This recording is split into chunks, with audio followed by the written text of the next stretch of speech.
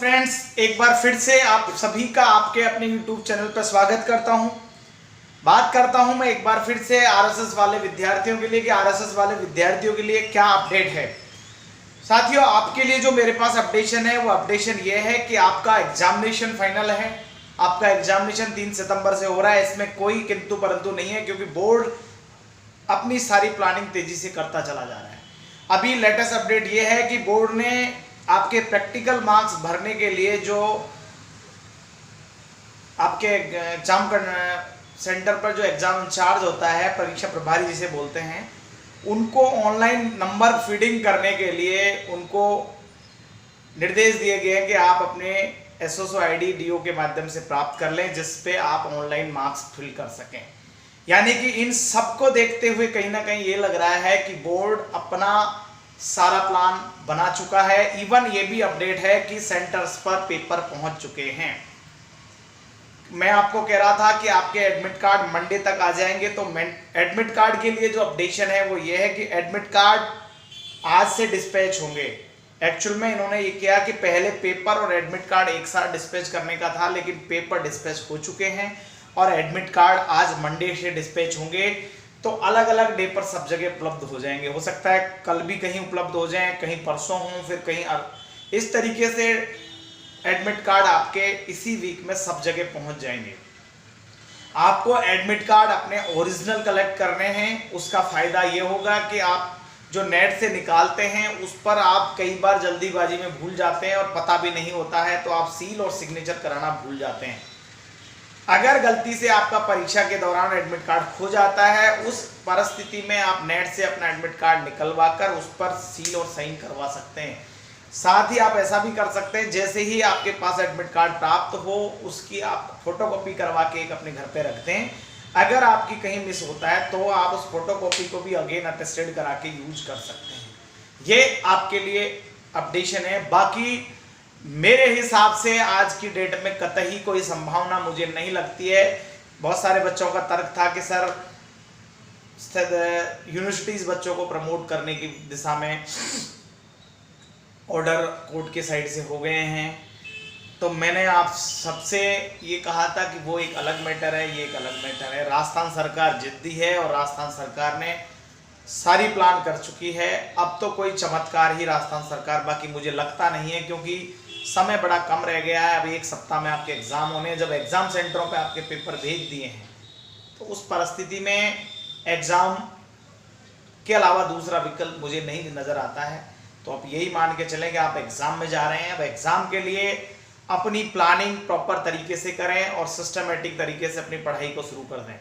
बहुत सारे बच्चों का ये भी था कि सर पढ़ाई लिखाई कैसे करें, क्या करें। देखिए, ज़्यादा कुछ एक वीडियो में समझा पाना, सारे सब्जेक्ट को, सारी क्लासेस को समाहित कर पाना मुश्किल है। उसके लिए मैं अलग से 10th 12th के लिए अलग अलग करूँगा। मैं एक वीडियो में कंबाइंड आपको इन्फॉर्मेशन के लिए इतना बता देता हूँ। आप सबसे पहले अपना सिलेबस रीड करें, अपने ओल्ड पेपर देखें कि क्या आपका सिलेबस एग्जाम में इस सब्जेक्ट का क्या सिलेबस है, क्या किस तरीके की आपकी एग्जाम होती हैं, क्या सिलेबस में पूछा जाता है एग्जामिनेशन पेपर में। तो ओल्ड पेपर से आप आइडिया लगाकर प्रॉपर सिलेबस को समझकर और उसका एक इम्पोर्टेंट पार्ट सर्च करें कि क्या आपका है इम्पोर्टेंट पार्ट, और उसको रीड आउट करने की कोशिश करें। साथ ही आप ओल्ड पेपर से आपको ये आइडिया लग जाता है कि कौन से पेपर में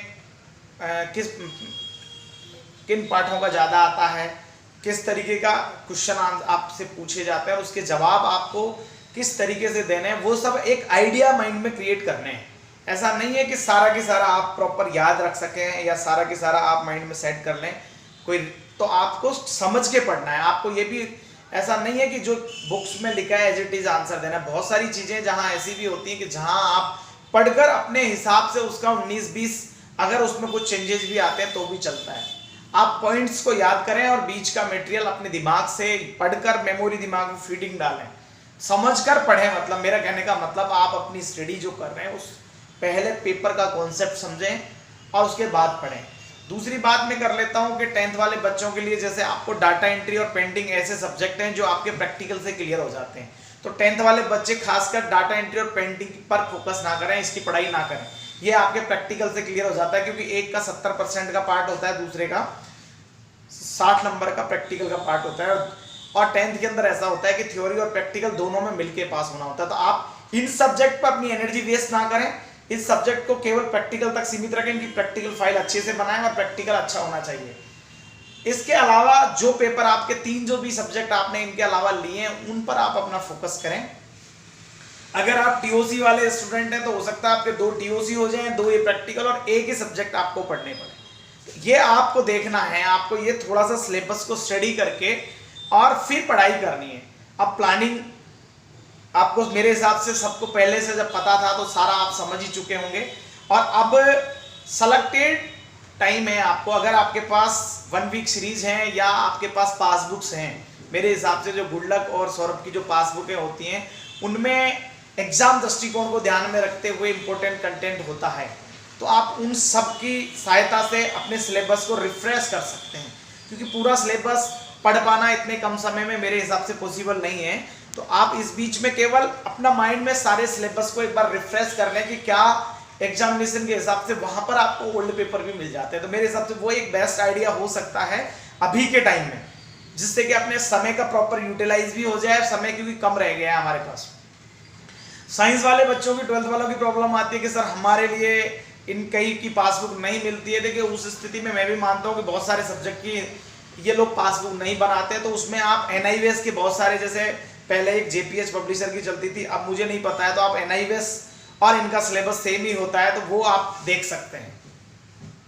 उससे आप अपना ट्राई कर लें कि ऐसी कोई पासबुक मार्केट में उपलब्ध है, तो वो आप एक बार देख सकते हैं और उसके बेसिस पे अपनी प्रिपरेशन कर सकते हैं। क्योंकि समय के हिसाब से आपको टाइम अपना देना है और प्रॉपर प्लान बनाकर पढ़ाई करनी है, क्योंकि समय नहीं है। तो अब अपना टाइम आप प्रॉपरली पढ़ाई पर फोकस करें। एडमिट कार्ड इस वीक में आ ही जाएंगे, इसके बाद आपको एग्जामिनेशन जाना है, इसमें कोई किंतु परंतु नहीं है। आपका सेंटर कहाँ होगा, क्या होगा, वो आपके एडमिट कार्ड से क्लियर हो ही जाएगा। तो मेरे हिसाब से ये बड़ी इंपॉर्टेंट आपके लिए इन्फॉर्मेशन इस वीडियो में मैंने देने की कोशिश की है।